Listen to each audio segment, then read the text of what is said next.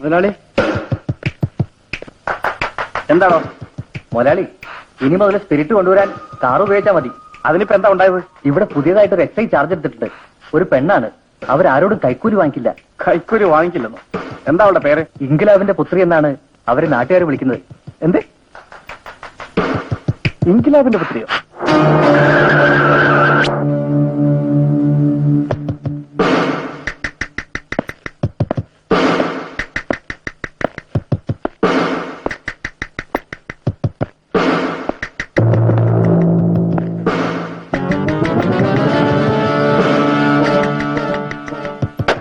ലോറിയിലെന്താടാ ചോദിച്ചത് കേട്ടില്ലേ? ലോറിയിൽ എന്താണെന്ന്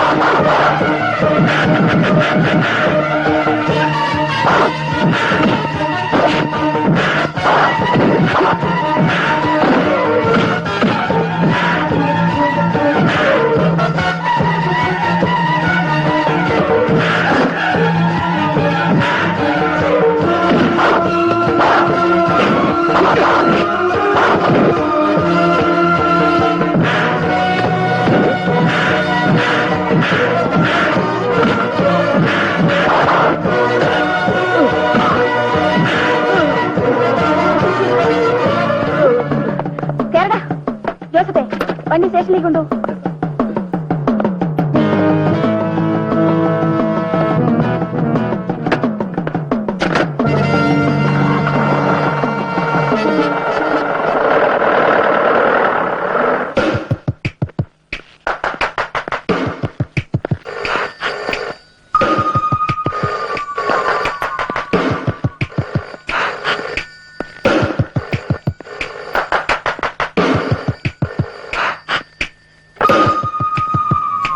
യെസ്, ദാസ് സ്പീക്കിംഗ്. എന്ത്? തോമസിന്റെ ലോറി പോലീസ് പിടിച്ചെന്നോ? ഓഹോ.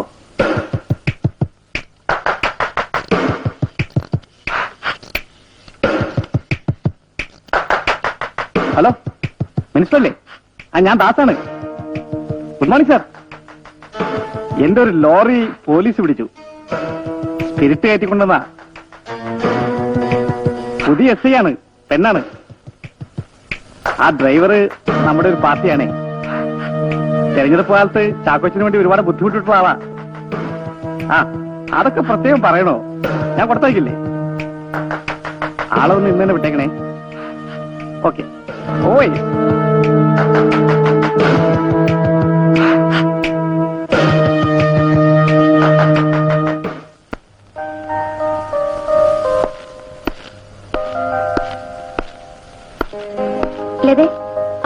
വേണോട്ട് വന്നില്ലേ? ഇല്ല ചേച്ചി, ഉച്ചയ്ക്ക് ഊണ് കഴിക്കാൻ വന്നില്ല. ചേച്ചിക്ക് ചായ എടുക്കട്ടെ? വേണ്ട, ചേട്ടൻ വന്നിട്ട് മതി. Hello, yes, yes I Geeta here. മനസ്സിലായില്ല. ആര്? ഓ, മിനിസ്റ്ററുടെ പി ആണോ? ആ സ്പിരിറ്റ് എടുത്തിക്കൊണ്ട് വന്നവനല്ലേ? ആ, അവൻ ഞങ്ങളുടെ കസ്റ്റഡിയിലുണ്ട്. വിടാൻ മിനിസ്റ്റർ പറഞ്ഞോ? അപ്പോ ഈ കേസുമായി മിനിസ്റ്റർക്ക് ബന്ധം കാണുമല്ലോ. പിന്നെ എന്തിനാ സാറേ ഞങ്ങൾക്ക് ഉടുപ്പം തന്നെ ഇവിടെ എത്തിയിരിക്കുന്നത്? സാറ് ചൂടാവണ്ട, ഞാനും അവനെ പറഞ്ഞു വിട്ടേക്കാം. സാറെന്താ ഒരു മൂടൗട്ട് പോലെ? നിങ്ങൾക്ക് പത്രത്തിലൂടെ എഴുതിയാൽ മതിയല്ലോ, അവിടെ അഴിമതി നടക്കുന്നു, ഇവിടെ കുംഭകോണം നടക്കുന്നു എന്നൊക്കെ. ഞങ്ങൾ കഷ്ടപ്പെട്ട് കുറ്റവാളികളെ അറസ്റ്റ് ചെയ്ത് കഴിയുമ്പോ ഇവിടുത്തെ ഉന്നതന്മാരൊക്കെ പാഞ്ഞെത്തും അവരുടെ അവതാരങ്ങളായിട്ട്. അവരുടെ മുമ്പിലൊന്നും പോലീസ് ഉദ്യോഗസ്ഥന്മാർ മുട്ടുമടക്കരുത്. പറയാൻ എളുപ്പം.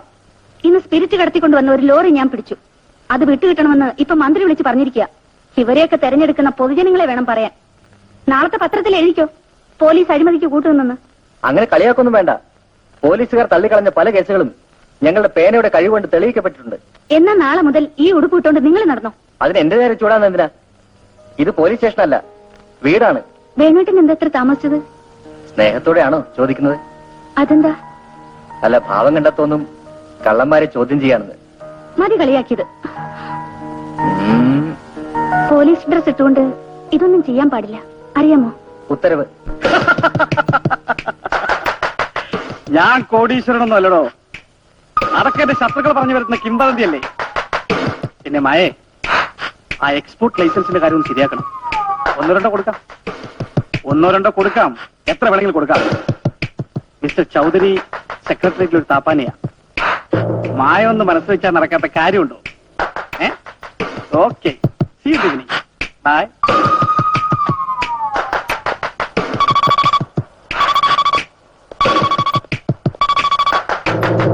Yes, speaking. അല്ല, പ്രകാശല്ല, ജ്യേഷ്ഠൻ. നിങ്ങളാരാ? ഹേമയോ? ആ, പ്രകാശില്ല.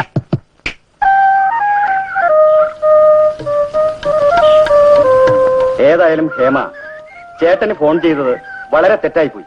പുള്ളി ആളൊരു പ്രത്യേക ടൈപ്പാണ്. സോറി പ്രകാശ്, ഒരു ദിവസം പോലും പിരിഞ്ഞിരിക്കാൻ എനിക്ക് കഴിയുന്നില്ല. അതെനിക്കറിയാം. പക്ഷേ ചില കാര്യങ്ങൾ ശരിയായിട്ട് മാത്രമേ നമ്മുടെ മാരേജ് നടത്താൻ പറ്റൂ. പ്രകാശ് പറയുന്നതെല്ലാം ഞാൻ വിശ്വസിച്ച് കഴിയാണ്. ഒരിക്കലും വാക്ക് മാറുന്നവനല്ല ഈ ആർ കെ പ്രകാശ്. ഹേമയെ കൂടാതെയുള്ള ഒരു ജീവിതം ആലോചിക്കാൻ പോലും കഴിയുന്നില്ല.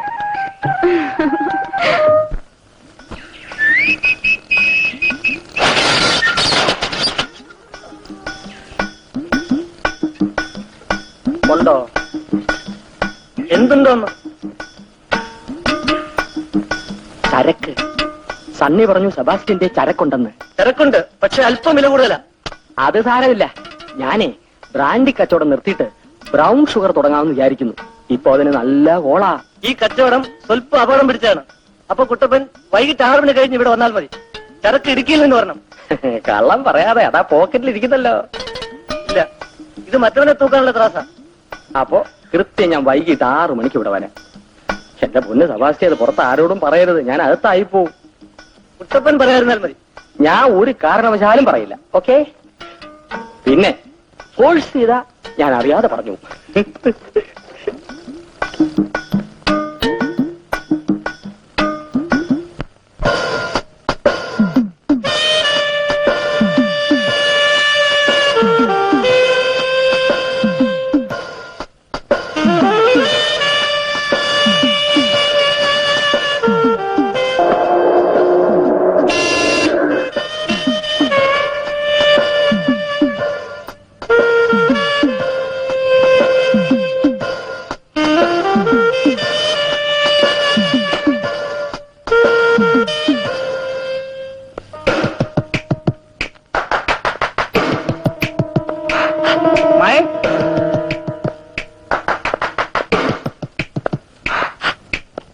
മായേ,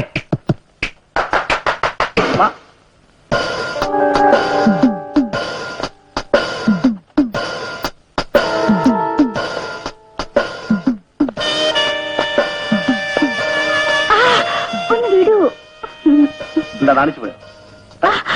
എന്താ ഡാർലിംഗ്, ഞാൻ എന്താ കൊച്ചുകുട്ടിയാണോ? പിന്നല്ലാതെ.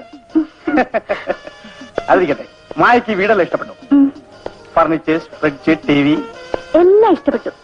ഈ ബെഡ്റൂം എയർ കണ്ടീഷൻ ചെയ്യാൻ നാളെ വരും. അതിന്റെ ആവശ്യമുണ്ടോ? ഡാർലിംഗ് അടുത്തുള്ളപ്പോൾ തന്നെ നല്ല തണുപ്പാ. ഓഹോ, വരും.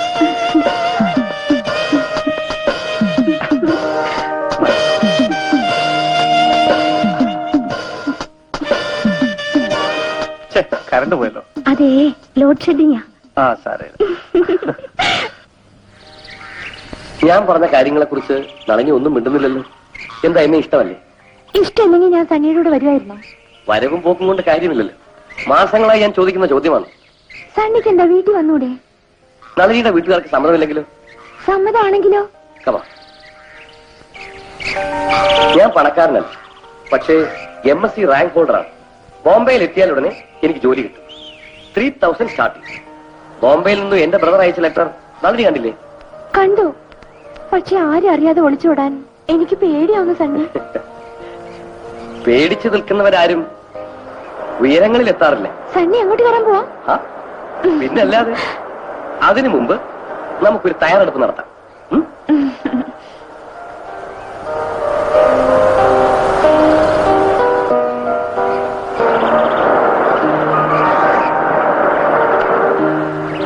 അയ്യോ സമയായി, എനിക്ക് ഹോസ്റ്റലിലെത്തേണ്ടതാ. ഞാൻ പോവാ. നളിനി നടന്നു, ഞാൻ പുറകെ വന്നേക്കാം. നോട്ട്